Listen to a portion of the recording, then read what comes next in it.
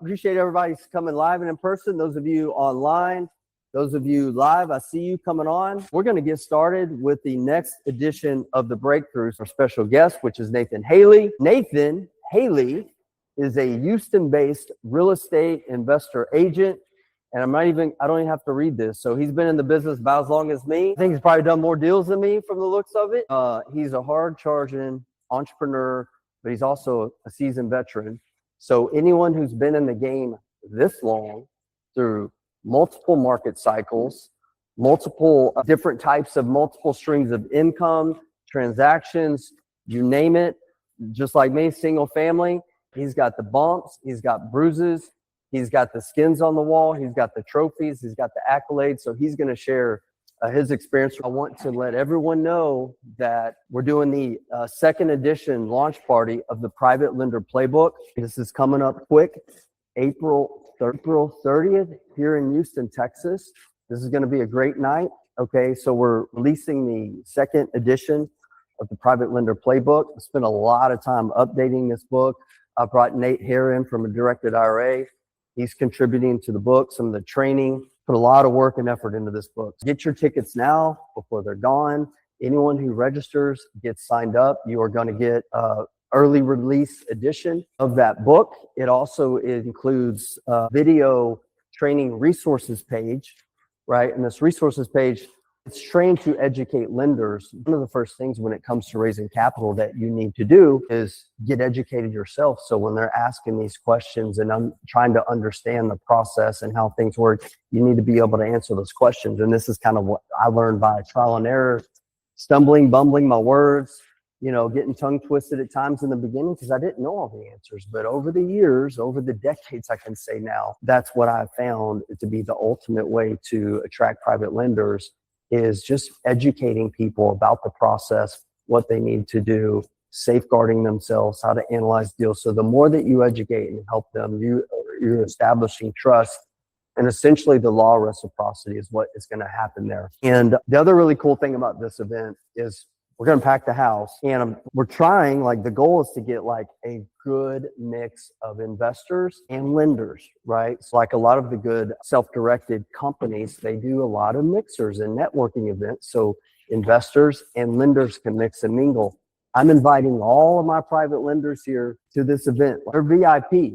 So my lenders are there. So maybe you guys will cultivate some relationships with them. So if you're an investor, if you're a private lender, if you're a real estate agent, this is going to be a great event for you to come out to. I'll be hyping this up a lot for the next 6 weeks. I'm not going to lie to you. I want to pack the house. So I'd love to see all you guys here. All right. So let's talk about the disclaimer. First and foremost, whatever myself or Nathan share today, we're sharing our experiences. This is not legal, financial advice. I do encourage everybody to seek out your own counsel if you're looking to invest, right? Don't misconstrue anything. Just take this as our experiences and learn from that, and then go do your own due diligence before you get into doing some deals. What are we trying to do here? Weekly at our breakthrough gatherings, whether you're live or in person, the breakthrough is about getting breakthroughs in your business and in your life. When I first went down a path of studying real estate, but also was very fortunate to begin studying, really for the first time in my life, personal development. And what I found is you need both. You need the skill sets that are required to execute and grow a business, any type of business, especially real estate business and a real estate investing business, but also having the mindset. Whenever you get stuck, whenever you run into barriers, whenever you run into boundaries, sometimes they're just mental, and you have hurdles, obstacles, things that you're going to have to continually overcome. And when you get to a dead end, a lot of people will stop. A lot of people will quit. A lot of people will tap out. And consider that most oftentimes when people quit, when they stop, when they give up, if they had just pushed through and sought that breakthrough to get them to the next level, they open up a whole new world of possibilities. But a lot of people get stuck. The importance of being continually involved in a mastermind, an environment of like-minded people is twofold, essentially. One is so when you're stuck, when you need an aha moment, when you need a little pick me up, that's what I want to do here is motivate, educate, and inspire and equip others to go out and take action, build the life and business of their dreams. But also, the more that you grow and the more that you expand, you can help other people, right? So we're trying to cultivate an environment here where these are people who are in the arena, people doing deals, not critics, not sitting there and like, throwing shade on social media, that kind of stuff, but people who are in the arena doing deals, growing their business, playing all in, because we only get one shot at this game of life, right? That's what it's for. Like, it's going to be real talk, real situations, real scenarios, no BS, no fluff, anything like that. If you're not in the arena, you need to get your ass in the arena. Okay. Like right now, there's a lot of uncertainty going on in the marketplace right now. We've got wars now, oil and gas is going up. Historically, what happens when cost of oil goes up and gas goes up? There's a recession, almost always, okay? Pretty much always. And there's a lot of other things going on with uncertainty. What happens when there's uncertainty in the market? There becomes opportunities. We're beginning to see opportunities that we haven't seen in a long, long time. But if you're not equipped, if you're not educated, you don't have the mindset, the skill set, and the environment and the accountability to take advantage of those opportunities, before you know it, I've seen this happen before too, that door closes and people are saying, shoulda, woulda, coulda, but I didn't. Oh, well, I'll wait till the next time. Guess what? Don't play that game, because the way that things are speeding up with AI, with automation, with the rich getting richer, with some of these big companies able to pounce on the middleman, on the lower markets like never before. I've talked about this several times in here. Like, this opportunity that we have, if you don't have assets now, that window is shrinking. Okay, that window is shrinking quicker and quicker and quicker as technology, and there's more billionaires now than ever and ever and ever and ever before. Okay, it's why? Because they're able to utilize leverage, cheap money, automation, all these things at a way that's never been possible before. So get in now is my encouragement to you, because you don't want to be regretting. There's been opportunities where I missed on and I'm like, damn, why didn't I do that? And when I really look back, when I look back on opportunities that I didn't take advantage of, that should have, could have, would have, but I didn't, it comes down to two things. Okay. Education, lack of fear. So a lot of what we talk about here, it's real estate, it's business, but it's involving those mindsets and helping you guys overcome these things that may be limiting you. And I think Nathan's going to help tremendously in this today, because it's good to hear from other people. People are out there doing it, not talking about something they did 10, 20 years ago. Everything we talk about too will be based on fundamentals. Okay. So I teach and preach the 5 fundamentals of real estate. Okay. Making sure that you have your focus, which is getting clarity on what it is that you want. And that's how any great thing will happen, is beginning with your clarity, learning how to create marketing, finding deals, knowing how to analyze deals, knowing how to fund deals, knowing how to fix your deals up, managing contractors, managing teams, and ultimately reallocating that asset and quote unquote flipping it to a rental, a flip, an Airbnb, pad split. We're doing pad split now. So how you got to know how to take an opportunity and maximize it to which income stream or profit center works for you the most. And so that's how I built my business and stayed, in this game for 18 years. And also believe in creating freedom, not just financial freedom, but freedom in all areas of life. So we integrate some of these conversations, these weekly meetups, and there's the recordings of each and every one of these on YouTube. And I did an in-depth about the have it all kind of framework. So you can go back and watch that if that is compelling to you. We'd love some Q&A today. I've got a few questions for Nathan, but if you guys have things, we'd love to hear it. Speak up if you do. And be sure, for those of you who are coming in person, we got almost a packed house here today. I travel a lot, and sometimes it's last minute stuff. Like next week, it's iffy. I don't know if I'll be here or not. I'll let you know, Aldridge, as soon as I know, but be sure to check those updates. If not, we're not here live and in person. We will definitely we'll be virtual. So that being said, Aldridge, you want to come on up? How you doing? Cool.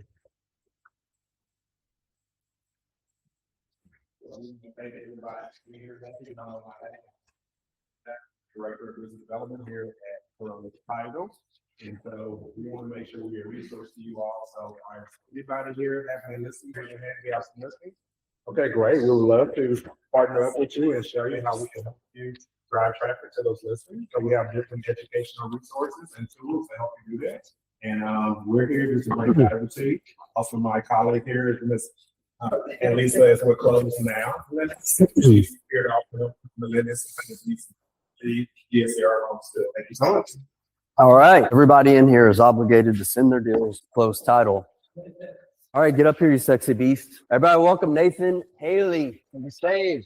My friend. You got to squeeze in tight here for the Facebook Live photo. So you and I go way back, way back in the day.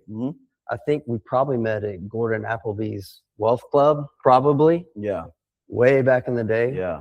It was a kind of location where I'm like, is there really wealth being created in this building? Yeah. Am I going to get jacked up in the parking lot? Yeah, Exactly. exactly. It was one of those areas. But it was also an incubator of a lot of wealth that came from that. A lot of good relationships. You and I both made, I would say, lifelong friendships and business partnerships with other people that we still do business with, going back almost 20 years. Yes. And that's what we're trying to create here too. Like you guys meeting up, doing deals, joint venturing, all that kind of stuff. So introduce yourself, everybody, and tell them a little bit about your background and what you got going on. Yeah. Nathan Haley, been, like it says, been in the Southern Clear Lake really area for 20 years. Have built my business on relationships. I have been teaching for a long time. I taught for 6 years, once a month at my brokerage, Keller Williams Clear Lake, before COVID. Then things got weird, you know. But I have helped a lot of people, and that's just how I run my business. And what you put out comes back to you.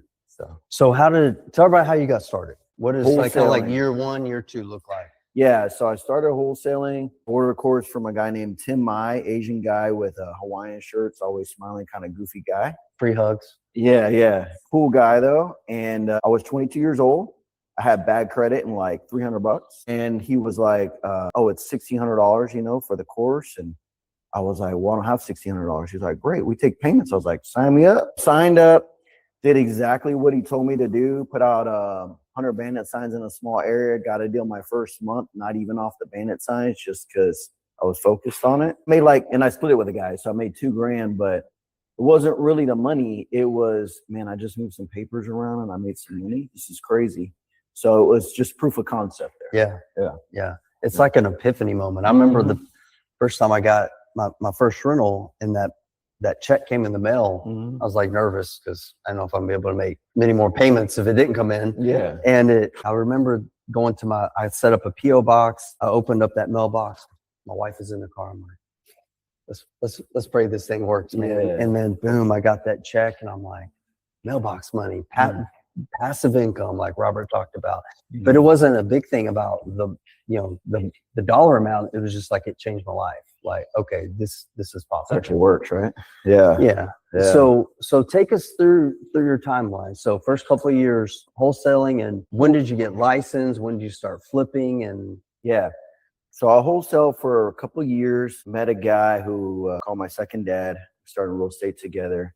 I won't mention his name right now, but he's the most successful man I know in life. We started putting out bandit signs. I did it for 2 years, and then I started flipping, and then I was buying and holding some.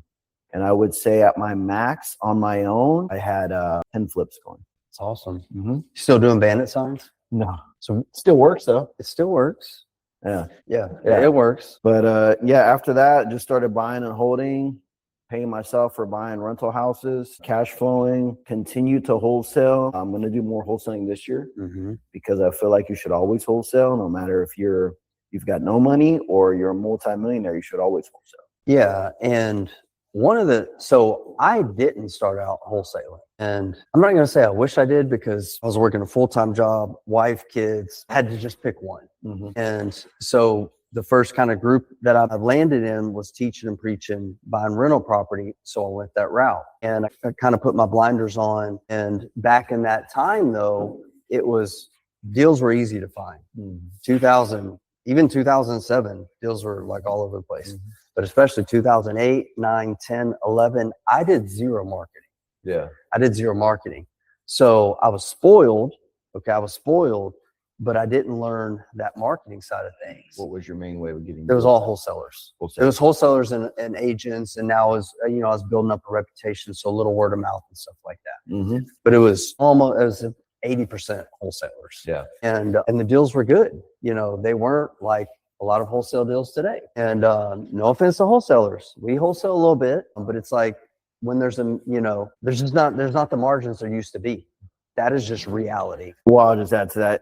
We were picking up houses back then for 20 grand. So, you know, to rent those out for $800 after it's fixed, you know, it's kind of hard to mess that up. Yeah. We, Jack Mize, Jack Mine, yeah. we put together a partnership and we started buying like $20,000-$30,000 houses. We're putting them in hard money, 12-14% interest, and they were cash flow. They cash flowed really nice. Could be all in for like 50-60 grand. Yeah, he told the guy I'm mentioning that I worked with. He told him one time, he's like, "You can even cash flow on hard money." It's like light bulb, like, oh shoot. Yeah, that's kind of how we learned. Yeah. And then when we started raising money, we had private lenders that were paying 12%. And you think they were happy to keep those loans out for a year or 2 years? Because there was a period of time where, I tell the story of like when we were buying those houses, 2009 especially. 2009 I was still using hard money, but I started using private money. And I just was honest with my lenders. I said, we're going to refinance you out. I just don't know when that's going to be. Yeah. I'm like, it could be 6 months. It could be 6 years. Honestly, I don't know. And it's like, I tell the kind of joke, like, I was like Noah and waiting for the dove to come back with the twig in its mouth, and it wasn't coming back, and it took a while, but we were like, that's when we were like, man, at first you're like, I can't buy property and just leave it at 12-14% interest. And then you look at your cash flow and like, so it was a different day and age, and everything is cyclical. Okay.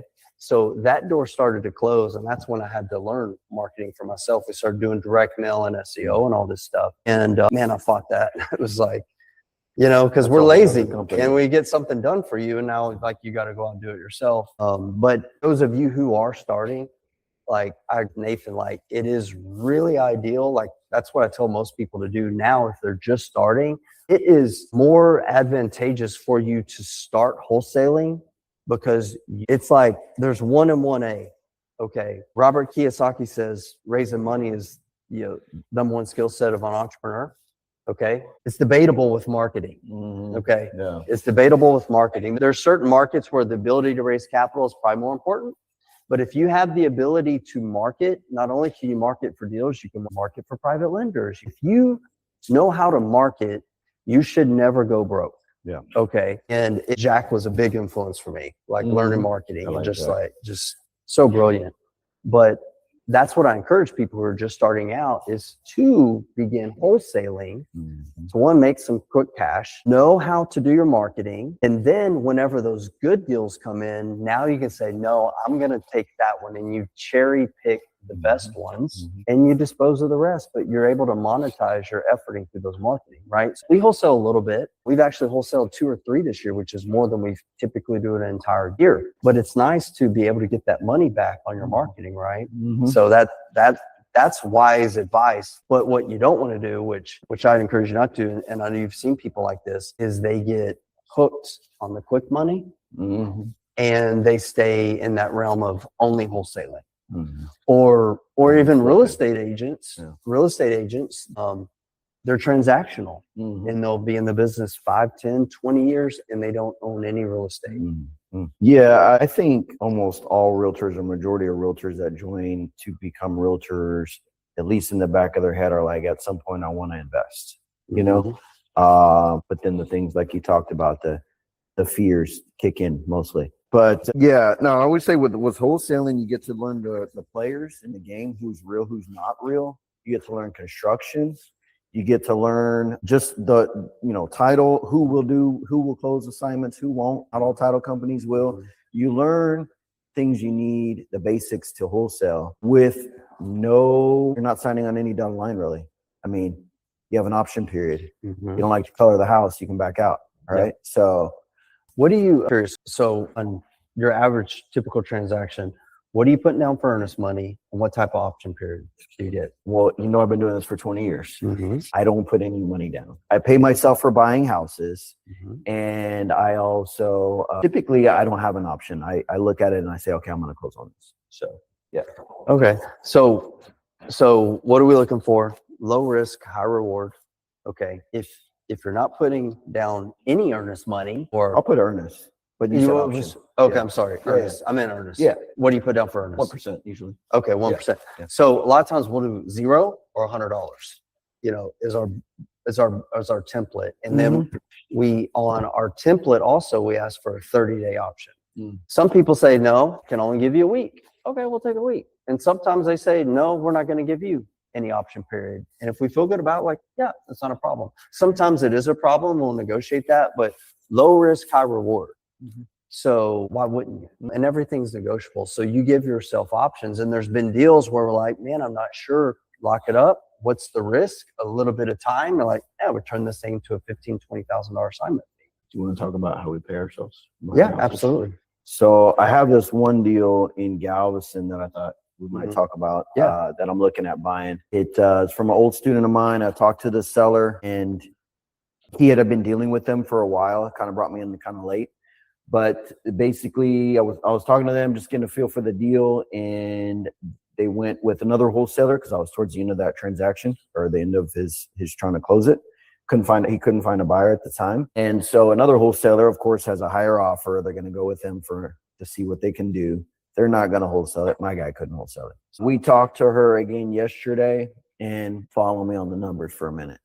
So if I get it from the seller for $230, $240, it's a duplex that's in decent shape, pretty kind of rent ready now, and then a 2010 built house in the alley right next to the pleasure pier. It's like 3 streets back. So that thing is worth easily $550 fixed. So we'll put $100 in it, make it really nice because it's 3 units. So $230 plus $100 is what? $330, right? So let's just do some quick math. Take your calculators out if you can, because it's always better if you do it, right? To see what's going on. So 550 times 0.75 is how much? Anybody? Yes, $412,500. How much did I say I'm going to be in at? 330. That's a big spread, right? What is that? 75. That's 75% of fixed up value what the bank will loan me. So I'm not going to take all of that. I'm going to pay myself $30 for buying this property because there's room in there that the bank will loan. Right. And I'm going to cash an assignment fee. Yeah. I'm going to assign it to myself. Yes. And then I'm going to cash flow $700-800 a month. Right. So I know every investor does that. They don't always talk about it, or I know you do that too. So, I mean, I just want to give that example of how you can build equity, and we'll have almost 200 grand in equity, right? Build equity, pay yourself if you have a really good deal. It has to be a really good deal. Yeah. We recommend a really good deal, especially when you're working with private lenders. By the way, I'll give you $235 cash. Yeah. I'm sure you will. All right. So that's one of those things. Sometimes when you tell people, though, like some people are new, some people are, it's hard. They're skeptical, and they're like, I don't believe you. I'm like, you don't have to believe me. It's gonna happen. Yeah. But there's the bank account. There's the HUD statement that shows it. Yeah.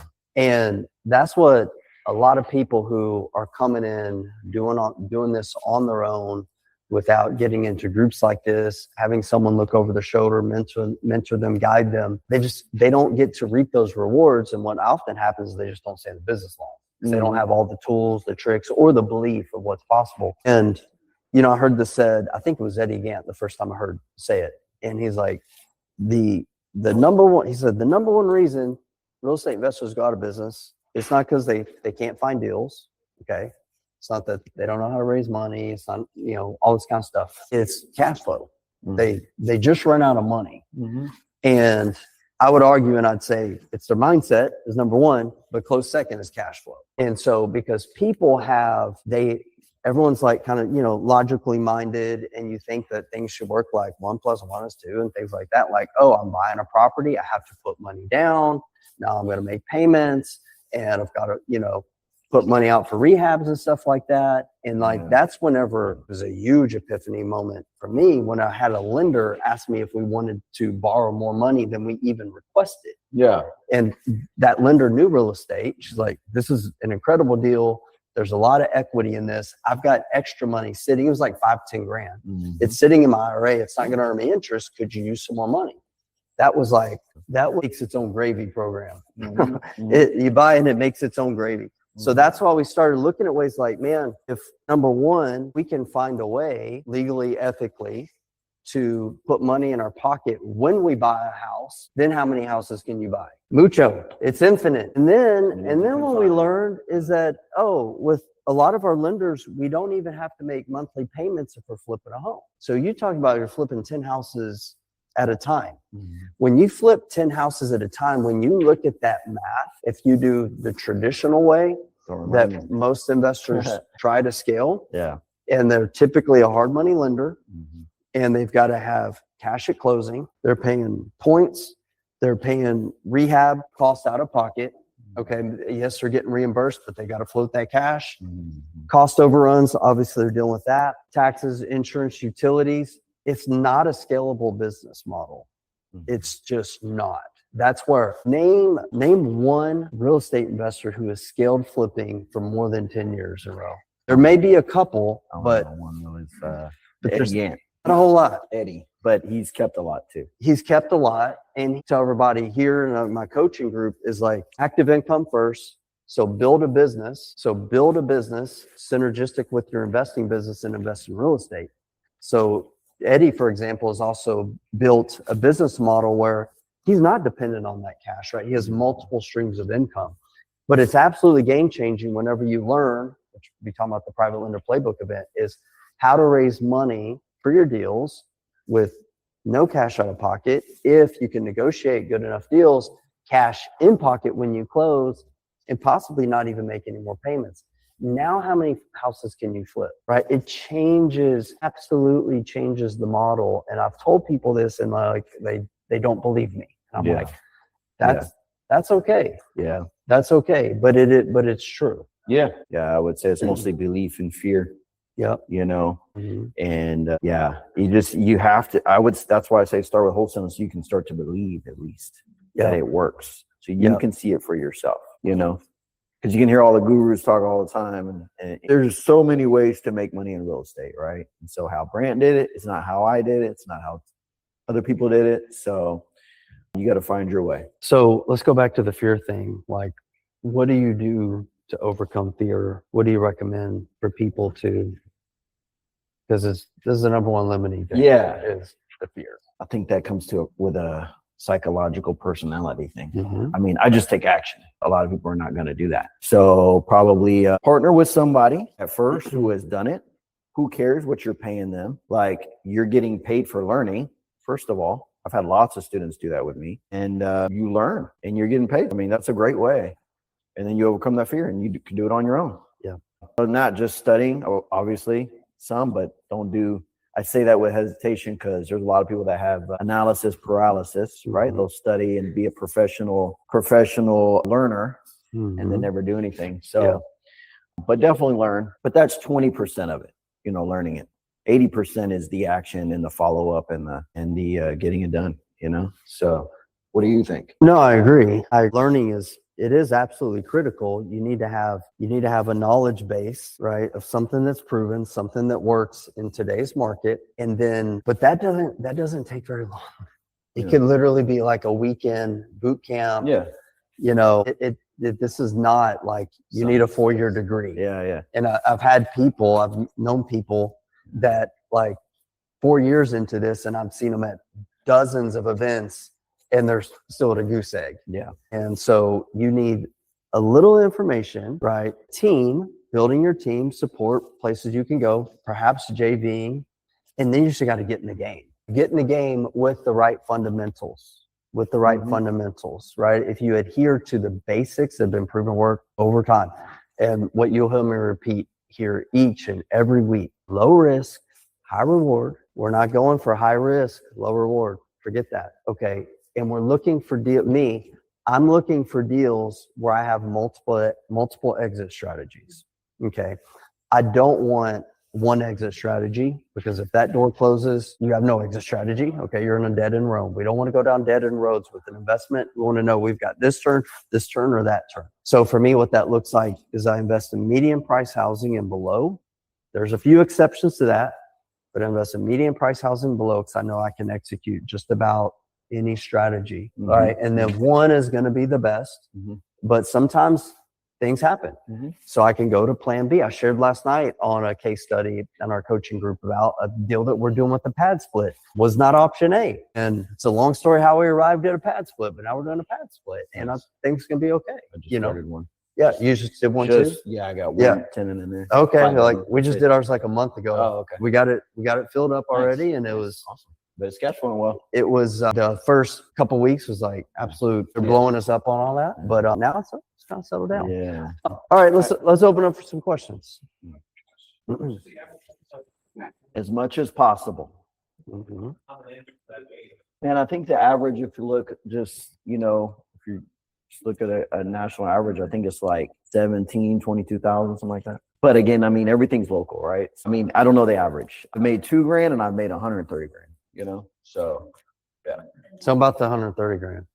So that technically that was not a wholesale. That was in Rice Village. Crazy story. I'm not going to get all the details, but one of my students knocked on one of the doors. I was paying him 30% at the time for marketing, and the guy just wanted what he paid for it when he bought it. And anyway, that ARV. So that ARV. This was a while back, was 700 something. I think we got it for 220. It needed a ton of work. The foundation was jacked. It had a $17,000 a year tax bill. So I had it under contract. I called my normal guys you would know. I was like, hey, I got this property. And then they were like, oh, it's not my normal. It's a high dollar.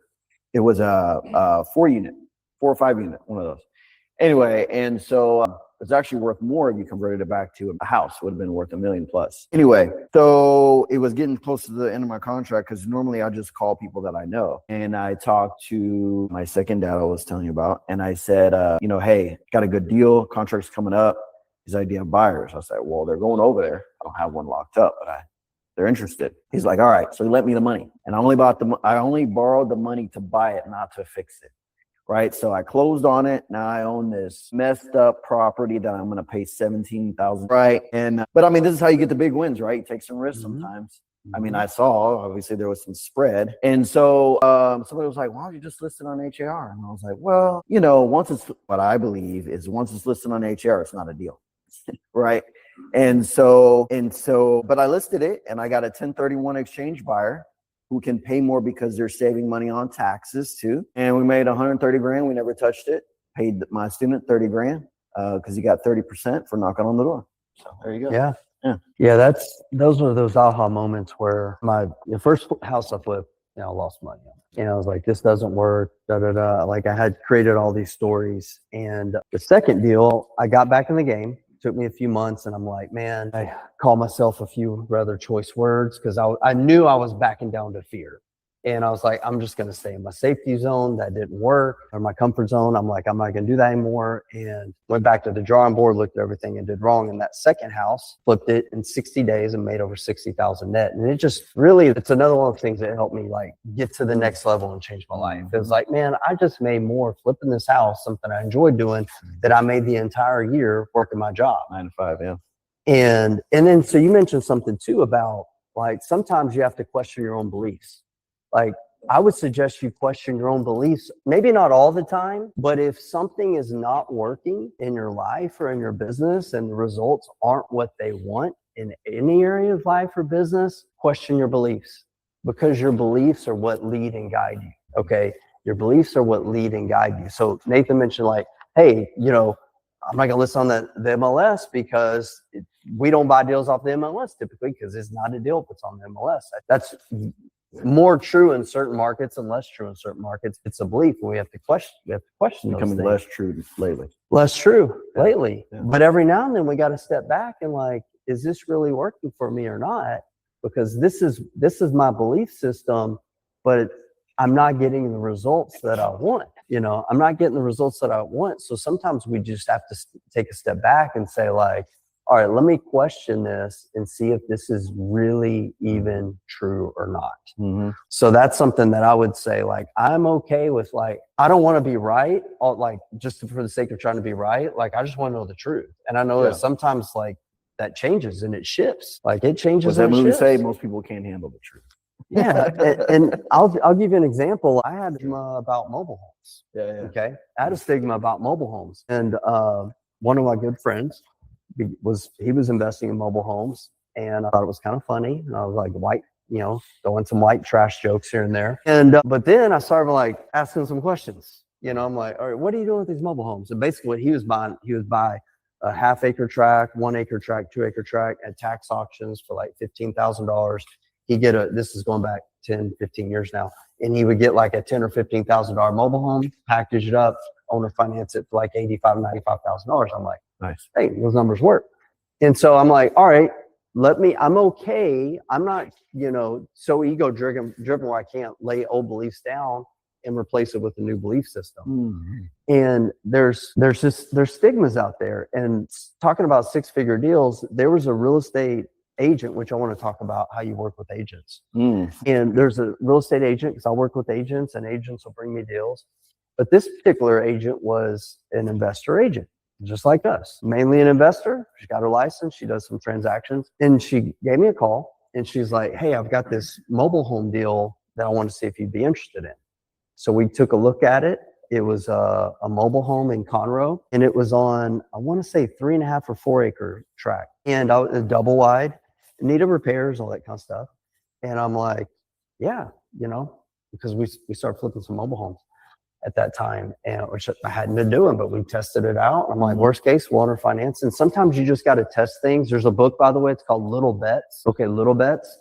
So going back to the fear thing real quick, if you are finding yourself like, I can't take action, I'm not doing a deal. Well, maybe because you're thinking you got to go for some home run deal. No, take a little bet, do a little wholesale deal. And that's to build your confidence, right? Like a baby, like they don't take off sprint, and they take little baby steps and they fall. You make little bets. Yeah, I was thinking that earlier too, coming back to the fear thing, just like just believe in yourself. It's what you need to do, right? And take a risk on yours. I mean, if you're not going to believe in yourself, who's going to believe in you? Bet and on then yourself. Yeah. take a risk on yourself. If you don't make it, that's okay. Because if you're working a job, what are you doing? You're betting on the company, right? You're saying, hey, I'm putting my money and my trust in you. And I did that for a while, but I saw my father did that and got laid off time after time after, and that wasn't because of him, it was the industry that he's in. So you just got to bet on yourself, and that's what you're doing when you're investing, like in your own deals. And I'm not talking about playing the stock market and stuff like that. You're betting on yourself. But going back to that agent, she called me for this deal, and I looked at the numbers, and I want to say we're in at like low 100s, like all in. But I was like, she sent me, here's purchase price and all that kind of stuff. And I was like, is your assignment fee included in there? Are you adding that on top? She's like, oh, I don't want an assignment fee. Like, I don't want anything to do with mobile home. You can just buy it. Here's the seller. Yeah. I'm like, are you sure? Because I don't mind paying a finder's fee. Because I think it's a solid deal. Well, this also was beginning stages of COVID and stuff like that. So long story short, we made $100,000 net profit when we flipped that mobile home. So we renovated it, and then we had the second lot. We were going to cut that up and put another mobile home on it. So we said, hey, this lot's separate, but this buyer came in and they paid like $30,000 or $40,000 more for the extra lot. So like, dang, we just made 6 figures on a mobile home because someone had a belief that this was not a deal. There's a stigma, and literally gave up $100K net profit on that. And so those kind of things are, like Nathan said, like you just got to like open your mind up there to believe. Like you mentioned, your first wholesale deal wasn't from a bandit sign, just because you open your mind up, and that's just kind of how God and the universe works, that law of attraction. Questions? Yeah. Got a question on Yes, Go for it. sure. Thank you, Jesse. Relationships, but I talk about this in my classes, like how I find deals and how you find deals might be very different. I think it's based on personality. So I'm a social driver. So I'm social first. I'm a driver. I'm gonna plow through stuff. I'm gonna get it done, but I'm gonna make a mess doing it, right? I talk to a lot of people. I help a lot of people. Now, if you tell a technical person, go talk to 150 people and you'll get a deal, they're gonna fail, right? If you tell a social person, hey, go create this organic website and get it to the top of Google, they're gonna fail, right? So I think it's based on personality, and don't fight your personality. Oh, they're doing it this way, so I got to do it that way. No, do it the way that works for you, and figure out what that is and go. There's so many ways to market.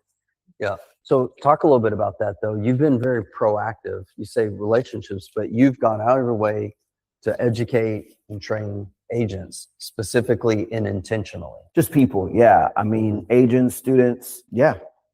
I don't know. That's just my personality. Again, You were doing a class at Keller Williams for years, right? Yeah, for 6 years, once a month. I had a small group too. So when I was really doing a ton, I had students that they're like, hey, I want to do what you're doing. I'm like, I bet you do. Like, so I'm like, all right, well, go drive around and write down 100 vacant homes. That was their test, their homework. So they go and do that. They come in. I send it off to get skip trace. They call the sellers. We used to meet. That was that guy that made 30 grand. That was part of the small group. And we had 12 people in there. 77% of them did a deal. And they were making the biggest checks they ever seen in their lives. And they were getting 30% of the deal. So, I mean, it wasn't just realtors. It was a lot of people. Yeah, no, I don't know. That's what I've been doing. So the 23% that didn't do a deal, What I actually met the other day, and one of them was a great guy. I was hoping he would get his butt in gear, but he's doing development now. So yeah. maybe he just found another niche. What are some other things though that you think that people don't do a deal? Always self, something you're not believing about yourself, or fear, or not taking the action, or not being disciplined with it. We all fight it. I do too, right? Staying consistent with everything, especially after 20 years. Right. So it's always one of those. Yeah. Yeah. What else? Go ahead. If you had to quantify it as a percentage when syndicating or finding new private money, what percentage would be pitching yourself and your track record versus pitching the deal? Maybe it's a deal, maybe it's a new venture. 70%, 80% yourself. Yeah. The deal is it's got to be a deal. That goes without saying. Yeah.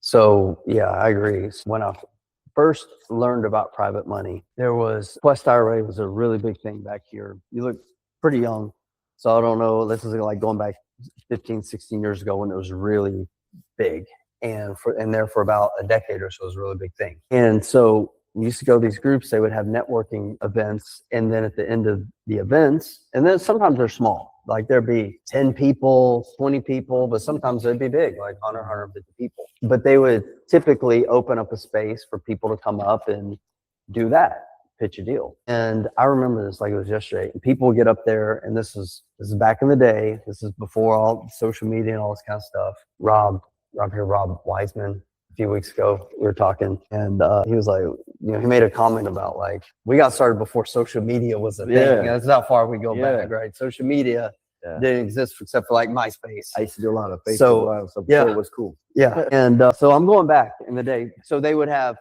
a piece of notebook, like a piece of printed paper with the deal, and they'd have 10, 15, 20 flyers, and they'd be pitching a deal. And I remember, like it was yesterday, they seemed incredibly desperate. Yeah. They seemed so desperate. Like, I need a lender. Like, we got to close this tomorrow, and I don't even know what we're going to do with it. We're going to flip it, maybe do a rental. I don't know. And they're just like, they seem real desperate. And so that's when I was like, That was me. and so that's how a lot of people started. And I remember like, I don't want to look like that, even though I'm kind of like that. Yeah. I just didn't want to look like that. Through some wise counsel, and wise counsel partner Jack was like, all right, let's brainstorm. So we step back, like brainstorm, like what are we trying to do here? We want his money, and that's why I began reading a lot of marketing books, law of attraction, things like that. And people can sense desperation. Okay, they can sense uncertainty, just like they can sense certainty, right? They can sense confidence. Okay, so I'm not going to say that I've never pitched a deal, because we have deals, but 80-90% of my time is just educating. Okay. So the best time to start raising money, even if you're just getting started, is yesterday. Okay. If you haven't started raising money, start today. And I say there's two things if you're like a real estate entrepreneur, like this is your thing, like me and Nathan, like this, it's in our veins. Two things that you want to always be doing: marketing for deals and marketing for dollars. Okay. So the way that I raise money is kind of like planting a tree, dropping seeds and just watering them. Okay. So I just educate. How? One-on-one. Okay. Having conversations with people. Hey, are you interested in this? That's how it began in the beginning. Hey, and I would never call like people and say, hey, would you invest with me or loan with me? I would say, hey, I don't, in the very beginning, I would have conversations like, I don't know if you heard about this, my wife or somebody told you, but I started, investing in real estate. And I didn't even know this till that long ago, but a lot of investors fund their deals with other people's money. They loan them money. I don't know if that's something you'd be interested in, but if you know of anybody, that might be interested, I'd love to talk to them and explain. And you have that conversation enough, just like Nathan was saying, go find me 100 vacant houses, have 100 phone calls, talk to people. And then I started doing little training sessions, webinars, YouTube videos, but never raising money because there's the SEC that we have to be careful about. So, and I even paid an attorney, said, how can we raise money legally way back in the day? He's like, he was like, well, if they're a high net worth individual, you can go straight to them. If it's an existing relationship, someone that you already know, you can talk to them. That's fair game. But you can't publicly advertise, go on social media, hey, I'm raising this amount of money, I'm paying 10%, 12%, blah, blah. Don't do that, but you can educate all day long.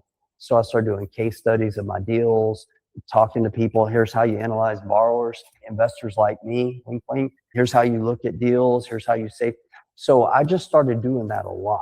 And I mean, like, quite a bit. And then law of reciprocity, man, you just start doing that enough and having enough conversations, and the law of money will come into play, which is money is attracted to good deals and trustworthy people.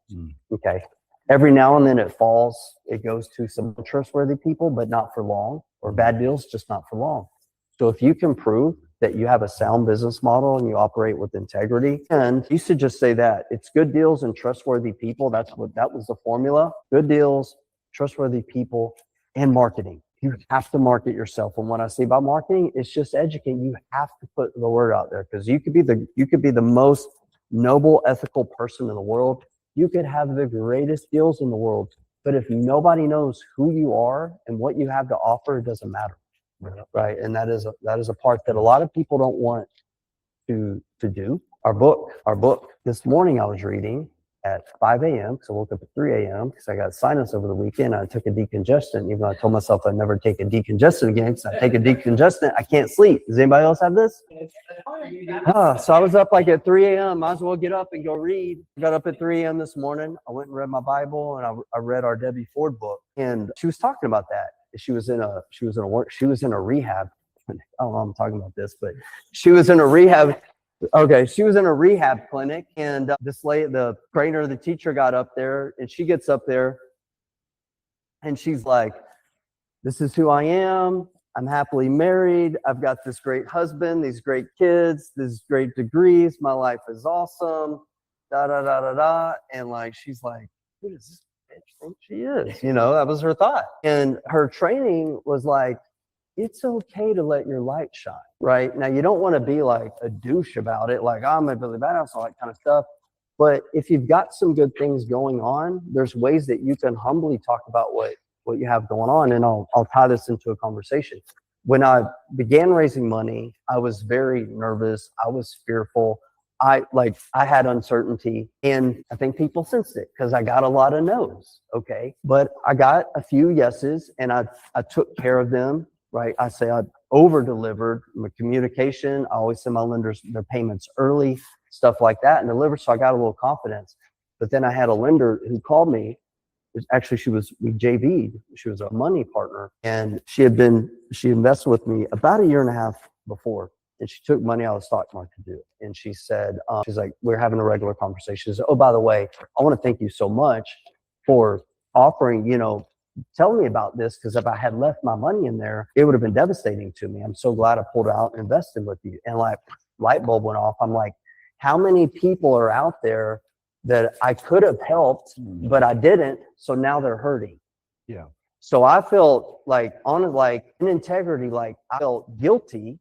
And it was like, no, because I'm a shy guy, and I'm not really, no offense, but like, I'm not a people person. Ben will tell you this. Like, I'm shy, reclusive. Like, I could be, alone most of the time and be pretty content, and I'm pretty introverted. But I'm like, I got to get out of my damn shell and tell people about this, because I had these goals and dreams, and I was never going to get there if people didn't know about what I was doing, who I was doing with. And then the other piece to that too was, there were other people that were more outgoing and doing deals. Money was going to go to them, and maybe they're not of integrity, right? Because there's a lot of deals and things that go bad. So I'm like, I saw it as my duty to help and serve as many people as I possibly could to help them or, invest passively in real estate. So once you begin to believe that and believe in your business model, now you got to have conversations and just market it. I just hit on that. Going back to Quest IRA. Yeah, that used to be me. I used to go up there. I used to feel like I was kind of on the side of the street, but I wasn't asking for, a couple of bucks. I was asking for like $100,000, That's how I thought, at least, right? When I was up there, and my second dad at the time said, Nathan, you got to change your mindset on that. Those people need you way more than you need them. Yes. Because you're ethical, you have good deals, and you'll get it done. And there's just not a lot of people that are doing that. Yep, it's true. And what Nathan just said, if this makes sense, is about to be more true. Yeah. Because money is drawn to safety, okay, and security. And anytime the stock market's at an all-time high yet again, that's great until it's not great. And there already are investors who are trying to pull money out of BlackRock, Blackstone, Blue Quail, all these big companies, and those companies are saying, no, you can't have your money back right now. Why? Because shit's about to hit the fan. Okay. And so when it hits the fan, guess where money's going to want to go to? Safety and security, real estate with good operators. But I'm speaking to all of you, if people don't know where you're at and who you are and what you're about, like, forget about it. So you do, and this was hard for me. Like, it sure is hard for you. Like, there is self-promotion that is required to a certain extent. How you do that, it could be through blogs, it could be through video, it could be one-on-one, whatever your comfort zone is. But you got to start talking to people. And it's something that can truly change your life, and it can change your lender's life. And I'll tell you, in a very short period of time, I created a backlog of lenders, like in a very short period of time. And I can honestly say I've never not done a deal because of lack of money. I've never not done a deal. There's been some big deals where I'm like, too big for me. I don't feel confident about it. Things go sideways, and I've just said no. But it wasn't because I couldn't raise the money or get the money. If it's a good deal and it meets sound investing criteria, and you will find the money. And then I've also had to self-promote and to do what Grant Cardone, I'll steal this from him. I love Grant. He's not perfect, but I like Grant. And he said, he's talking about tooting his own horn. Okay. And he's like, everybody said that you're not supposed to toot your own horn. Well, my mama said, if you got a horn, why don't you toot it? So you got to find a way to toot your horn about what you're doing professionally and ethically. Hopefully my lenders aren't watching this, but they know how to do real talk, and get out there and toot your horn. You got to be your own. Yeah. You got to be your own biggest promoter for sure. Yeah. I mean, you just got to believe in yourself again, right? Who else is going to believe in you if you don't believe in you? Right? What's Grant doing all the time? Promoting. Yeah. Yep. That's what we should be doing all the time. Yeah. I mean, it is obviously not it takes effort, energy, coffee sometimes, right? But low focus. But yeah, it works every time. I mean, I kind of pulled back from teaching as much as I did because of COVID, and I had a personal thing, but you could see the difference. Thank God I've been teaching for so long. I feel like I have residual income or deals that come from that. I thought I wasn't going to teach this, said he's going to do this, but I had written up something, and just looking back, I mean, we'll bring you back to do that. Yeah, no, that's good. The 3 deals I had were from realtors recent that I have now, right? So a lot of my deals come from realtors. So that I bought over, and some of them, probably some of my top guys, I probably bought 7 to 9 houses from. They just call me. So why don't you wrap it up for everybody? Any closing words, and tell them how best place to get in touch with you. Nathan is a paid influencer, by the way. Tell them how to get in touch with you and deals too, and all that kind of stuff. I'm on Facebook. I'm on all of them, really. Find me on any of them: Facebook, Instagram, TikTok, YouTube, all that stuff. But mainly Facebook. And I was telling them I got paid like a month month and a half ago, they started paying me. I was like, oh, I've been on this thing forever. And they just decided for some reason they're going to start paying me. I was like, this is great. Like, because I mean, I do it anyway.